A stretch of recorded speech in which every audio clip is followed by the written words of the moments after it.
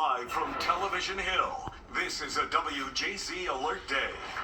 Well, the snow is still lingering, but the real concern tonight, the dangerously cold temperatures prompting yet another alert day.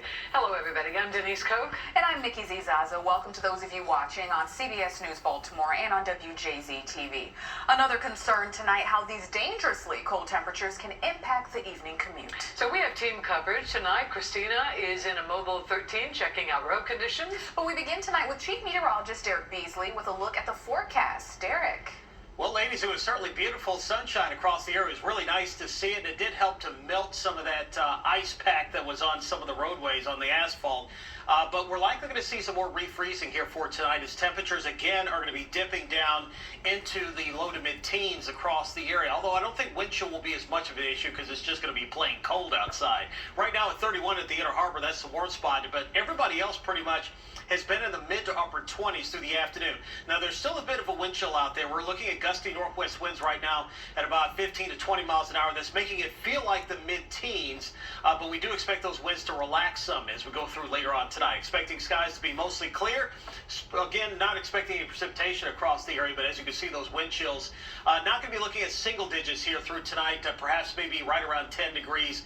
Some spots perhaps a little bit lower than that, but overall it looks like it will be slightly warmer than last night, but still a very cold night on the way. We're keeping a close eye, though, on later in the week with some snow chances. We'll tell you about that coming up a little bit later in your full forecast. Back to you, Nikki.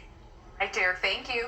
And WJZ continues to stay in your corner, monitoring the dangerously cold temperatures tonight and how they could impact your family. The combination of slick and slippery surfaces isn't the rearview mirror yet. And there she is, Christina Mendez, live at Mobile 13. Christina, show us what's happening outside your windshield in Baltimore City.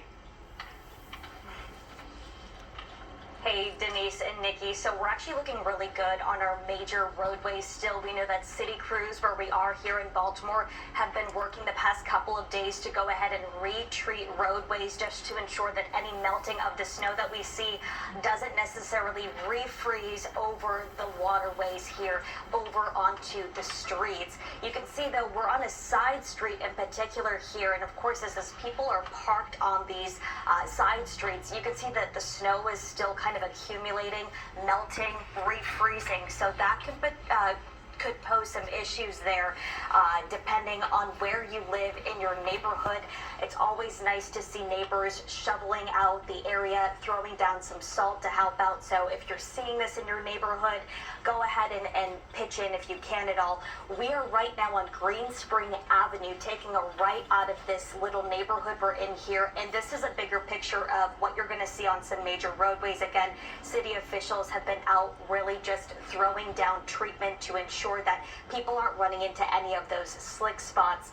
Residential streets, though, you may have noticed here on the right-hand side of your screen that people are walking out in this weather still.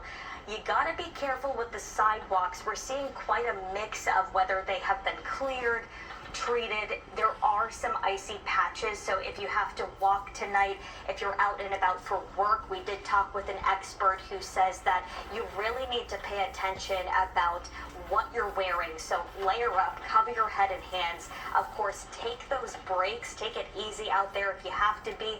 And this is really critical. So if you're watching this and again have to be outside in the next couple hours into the morning, take a listen to this and know the signs of hypothermia. I think we frequently associate hydration with warm illnesses or heat stroke and heat exhaustion, but it's equally important to hydrate when you're cold. It's how your body is going to try and maintain its core body temperature. It helps you stay warm longer, and of course, it helps to have that beverage be warm as well.